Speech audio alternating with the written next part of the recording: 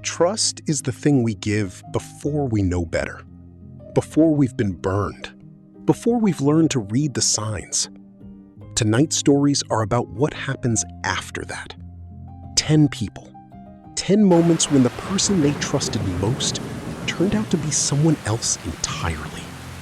Some of these will make you furious. A few might make you look at your own life differently. All of them are real. Let's get into it.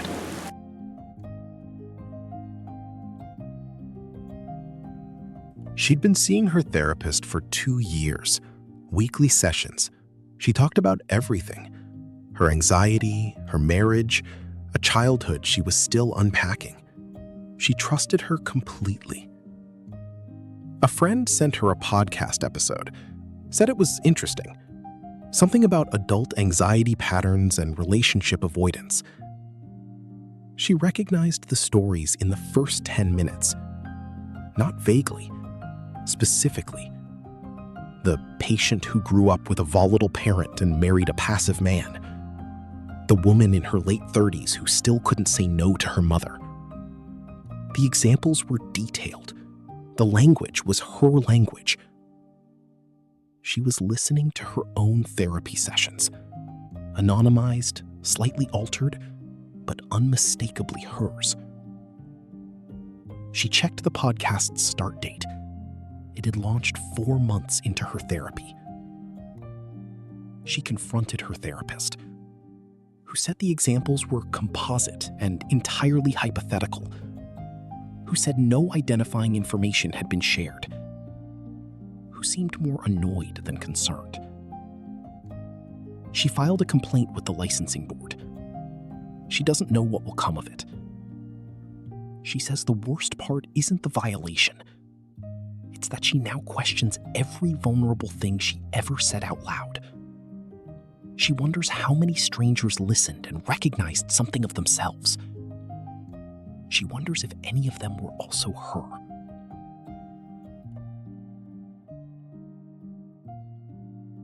They'd been business partners for 7 years, started the company together, built it from nothing. By year 5, they had 12 employees and real revenue. He thought of him as a brother. The accountant flagged an irregularity, small, almost dismissible. He looked into it himself, then hired an outside forensic accountant. What they found took 3 weeks to fully map. His partner had been running a parallel billing system, overcharging clients slightly, not enough to trigger complaints. The excess went into a shell account. Had been doing it for 4 years. The total was significant. Not ruinous, but significant. He met with his partner, showed him the spreadsheet. His partner looked at it for a long time, then said, "I was going to tell you." He didn't ask when. He already knew the answer was never. They dissolved the partnership. A settlement was reached privately. He kept the company. He says the hardest part was the performance. 7 years of dinners and golf and laughing at the same jokes. 7 years of "I trust you with everything." He doesn't know which part of it was real. He suspects some of it was. He says that somehow makes it worse.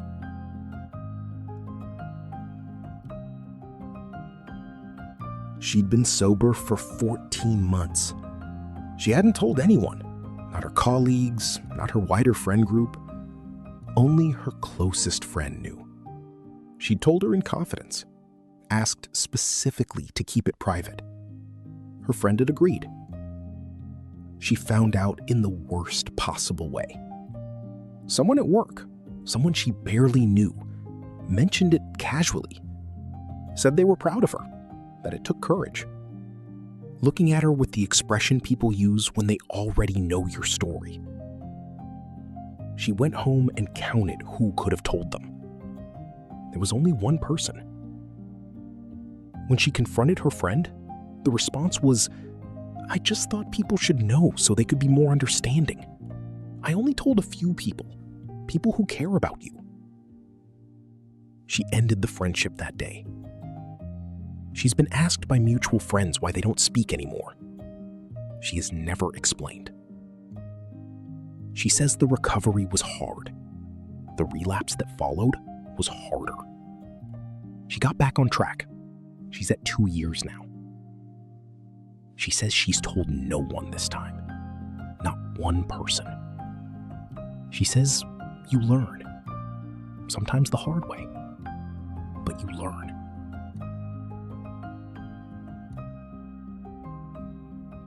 She found out by accident.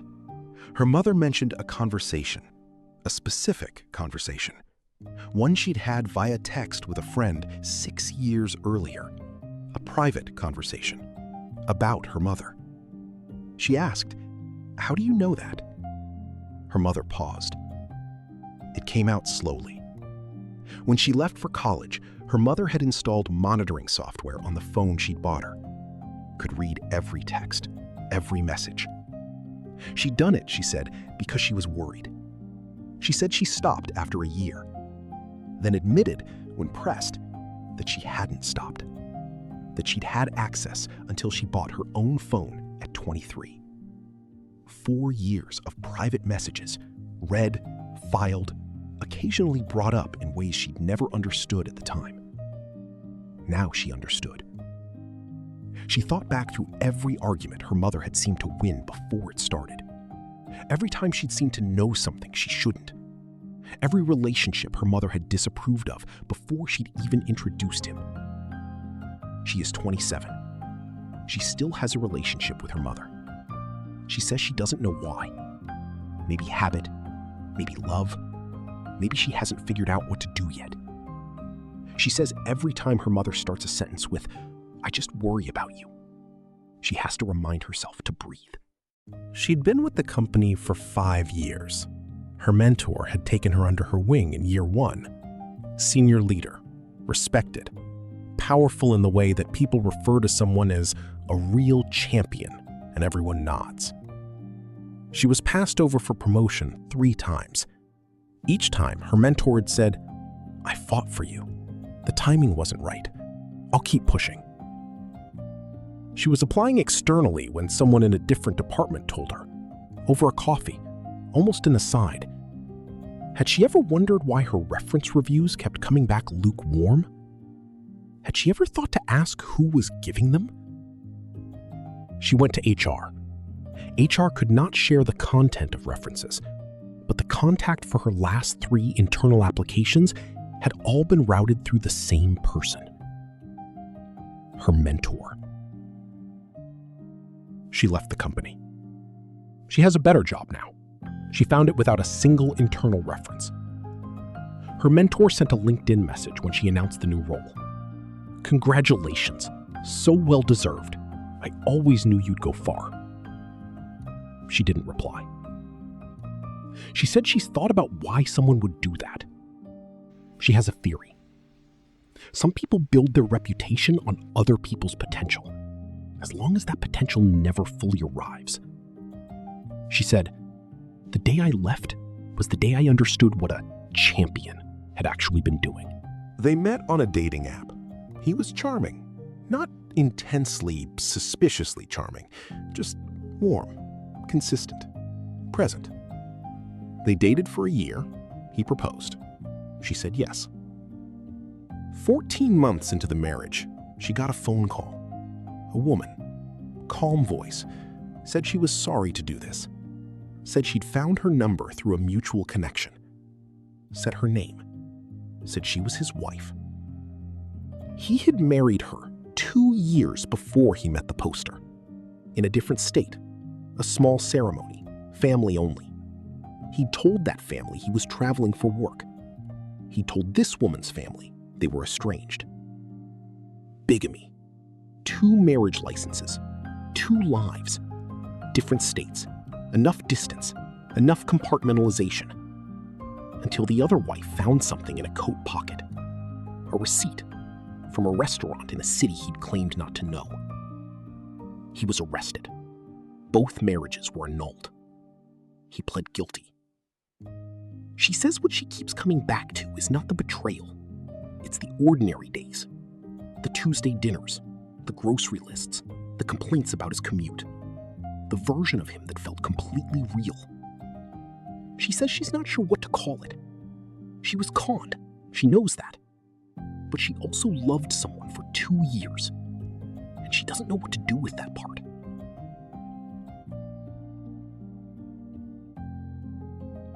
She went to her doctor with the same complaint for 2 years.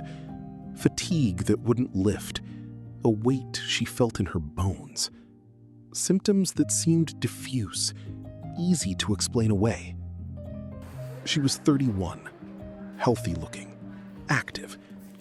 Her doctor told her it was stress, then anxiety, then gently suggested she might want to speak to someone, that perhaps the issue was psychological. She left each appointment feeling smaller. She began to believe him, started journaling, started meditating, started wondering if it was in her head. A locum doctor filled in during a routine appointment. She almost didn't mention the symptoms again. She'd started to be embarrassed by them. But she did mention them. He ordered a panel she hadn't had before. 2 weeks later, he called her himself. She needed to come in. The diagnosis required immediate treatment. She'd had it, undetected, for at least 2 years. Caught now, manageable. Left longer, the conversation would have been different.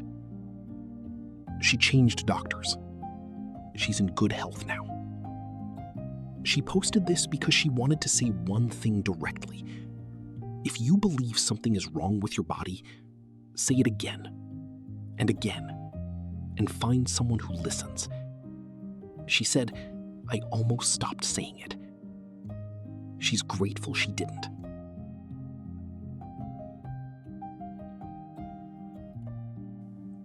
He traveled for work. 3 weeks, sometimes more. His landlord knew. They had a good relationship, he thought. The landlord held a spare key. Standard arrangement. He came home from a long trip, and something felt off. Nothing dramatic. Small things. A mug in a different cabinet. A chair slightly angled. His shower products in a different order. He mentioned it to a friend. She said, "Put up a camera." He felt strange doing it, like he was being paranoid. He did it anyway. He went away again for 10 days. He reviewed the footage from his phone on day 3. His landlord was using his apartment, had been in 3 times, made coffee, watched television, once appeared to have stayed the night. He confronted him with the footage. His landlord denied it. The footage was clear. He moved out within the month, left a legal notice.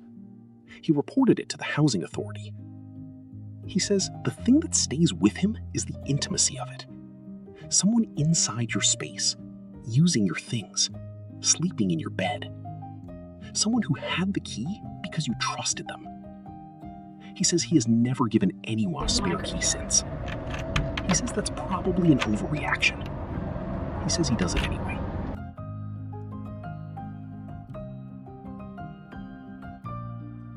She runs a small business from home. Had been for 4 years. Nothing unusual. Licensed, compliant. 18 months ago, the complaints started. Anonymous tips to the local authority. Noise complaints. Then a zoning query. Then a business licensing challenge. Each one investigated. Each one closed. No violation found. But each one cost time and money and stress she didn't have. After the 3rd complaint, she hired someone to look into it. Not difficult to trace, it turned out. The complaints all came from the same IP address, registered to a home she knew well, her sister's house. They'd had a falling out 2 years earlier, a property dispute involving their parents. She thought it was resolved. Apparently not. She called her sister and said, "I know." Her sister hung up. She hasn't spoken to her since. She told her parents. Her parents said, "Maybe it was a mistake. maybe she didn't realize. She said she filed 3 separate complaints. She realized. She says the hardest part is the family events. Christmas, birthdays, the negotiations of who attends what, the careful management of a wound that everyone else wants to call healed. She says it isn't healed. She says some things don't heal. You just learn to move around them.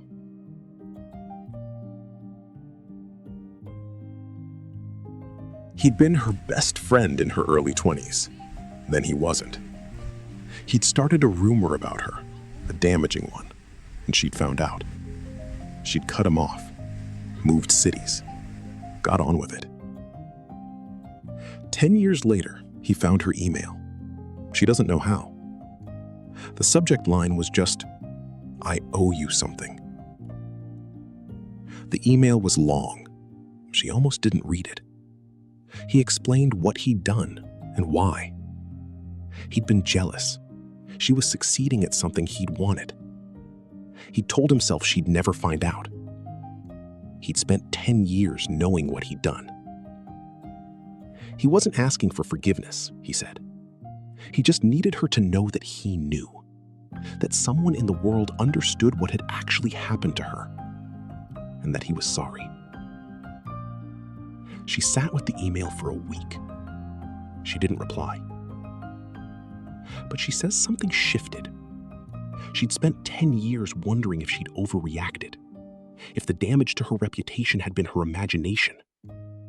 The email confirmed it hadn't been. She says she doesn't forgive him. She says she doesn't need to, but she's grateful he sent it. Because sometimes the thing you need isn't an apology.